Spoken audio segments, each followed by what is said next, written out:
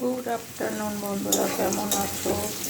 এই যে বাঁধাকপি রান্না করব চিংড়ি দিয়ে, লঙ্কা তেজপাতা আর গোটা জিরে ফোড়ন দিয়ে, পেঁয়াজ রসুন দিয়ে আর একটু কুচি করে লঙ্কা দিয়ে আর এই আলুগুলো ভাজছি।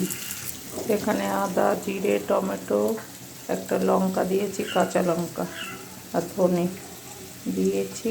এবার এটা দেবো, এটা দিয়ে দিলাম। চিংড়ি মাছ, এই যে চিংড়ি মাছ একটু বড়ই ছিল কিন্তু বেছে দেখো ছোট হয়ে গেছে। কত চিংড়ি, এইগুলো দেবো। এইরকম ভাজছি। এই যে বাঁধাকপি দিয়ে দিয়েছি, দেখো কড়াইশুঁটি দেওয়া আছে। আর এই যে দেশি পুঁটি পেয়েছিল 400 টাকা করে, বুঝতে পারছো? দেখো এই করেছি। দেখো বন্ধুরা, হয়ে গেছে। ঘি গরম মশলা দিয়ে নামিয়ে দেবো। এই যে ঘি দিয়ে দিলাম আর একটু নুন মিষ্টি দিয়েছি আর হলুদ